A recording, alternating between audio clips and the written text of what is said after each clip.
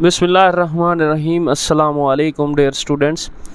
آج جو ہم ٹاپک ڈسکس کرنے جا رہے ہیں کہ ریاست کا جو آغاز ہے وہ کس طرح ہوا، اس میں چند ایک نظریات ہیں جو ہم ڈسکس کریں گے، جس میں سب سے پہلے جو ہے اس کے سب سے پہلے جو نظریہ ہے وہ نظریہ تخلیق ربانی، دا ڈیوائن اوریجن تھیوری، اور دوسرا ہے نظریہ طاقت، دا فورس تھیوری۔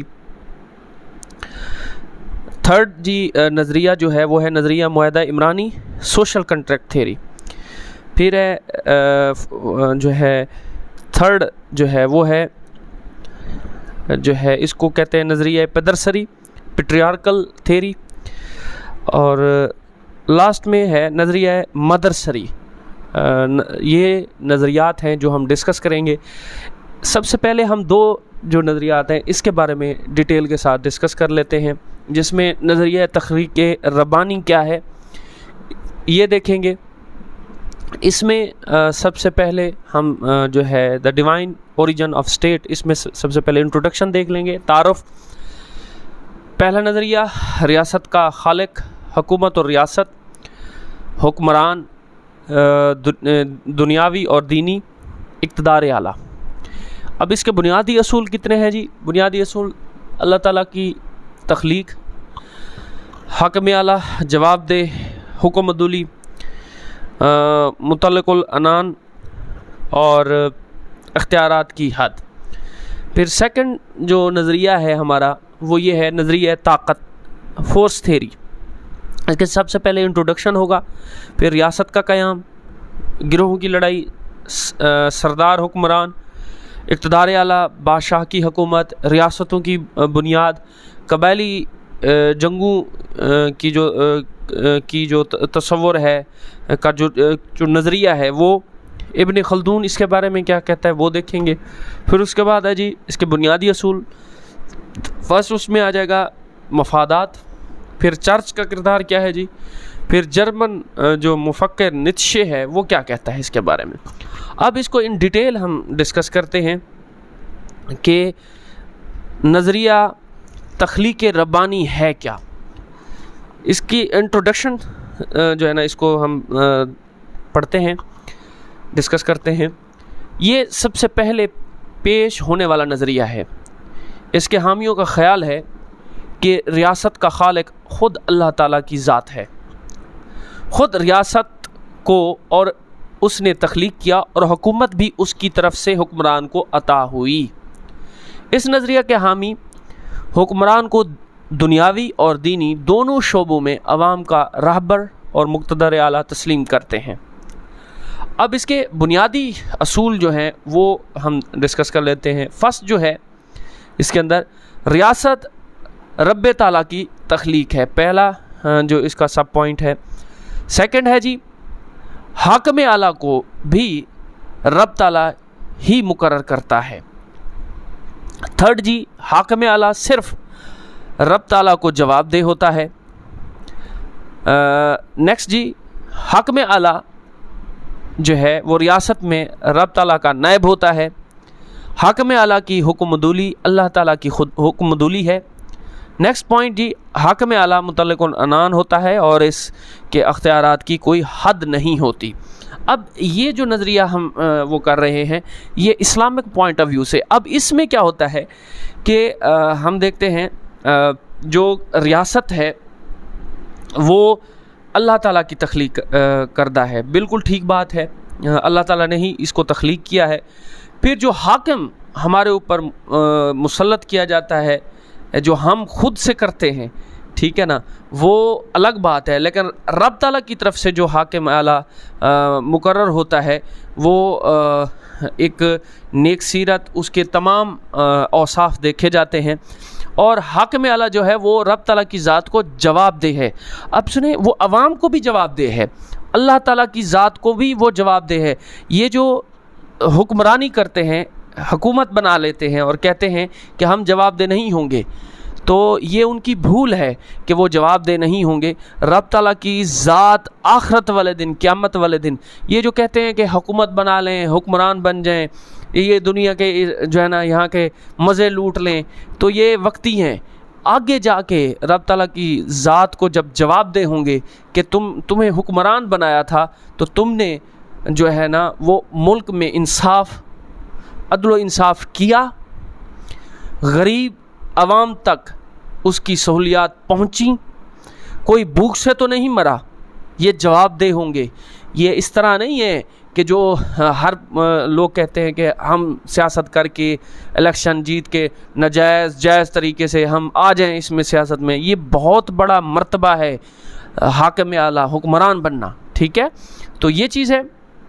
پھر اس کے بعد یہ جو حاکم اعلیٰ یہ اللہ تعالیٰ کا نائب ہوتا ہے، نائب مانا جاتا ہے۔ بالکل صحیح بات ہے۔ نیک سیرت اور انصاف پسند جو حاکم اعلیٰ ہوتا ہے وہ ہمیشہ اللہ تعالیٰ کی طرف سے مقرر کیا جاتا ہے، اللہ تعالیٰ ہی بھیجتا ہے، اور یہ چیز، اور وہ ڈرتا رہتا ہے کہ میں عوام کو بھی جواب دہ ہوں اور اللہ تعالیٰ کی ذات کو بھی، ٹھیک ہے؟ اور ہاں، اچھے حاکم اعلیٰ کی حکم عدولی کرنا یہ سب سے بڑا جو ہے نا جرم ہوگا۔ ایسے سمجھیں کہ وہ رب تعالیٰ کی ذات کہ آپ مخالف ہو رہے ہیں۔ اگر حاکم سچا ہے، عدل و انصاف کرنے والا ہے، اگر وہ جو ہے نا روزگار مہیا کرنے والا ہے، اگر اس کے خلاف کوئی گروپ کھڑا ہو جاتا ہے، اس کے خلاف جو ہے نا آواز اٹھانے کی کوشش کرتا ہے، تو وہ ایسے سمجھیں کہ وہ اللہ تعالیٰ کی حکم عدولی ہے، ٹھیک ہے؟ تو یہ چیز ہے۔ اور جو حاکم اعلیٰ ہے اس کے اختیارات بہت ہی زیادہ ہوتے ہیں۔ تو یہ ہے ہمارا نظریہ تخلیق ربانی۔ اب دوسرے نظریے کے اوپر چلتے ہیں، نظریہ قوت یعنی فورس تھیری جو ہے وہ کیا ہے۔ پہلے اس کا انٹروڈکشن، تعارف کیا ہے۔ اس نظریے کے حامی کا خیال ہے کہ ریاست قوت اور جبر کے نتیجے میں وجود میں آئی۔ عوام کے گروہ ایک دوسرے سے لڑتے رہے اور جس گروہ کو باقی گروہوں پر فتح حاصل ہوئی اس کا سردار حکمران بن گیا اور مخصوص علاقے پر قابض ہو کر اپنے اقتدار اعلیٰ کو تسلیم کروا لیا، ٹھیک ہے؟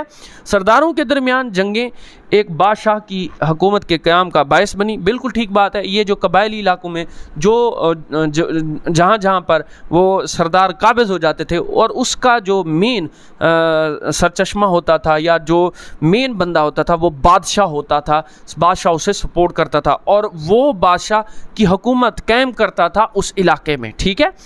اسی لیے کہا گیا ہے کہ بادشاہوں کو جنگوں نے پیدا کیا۔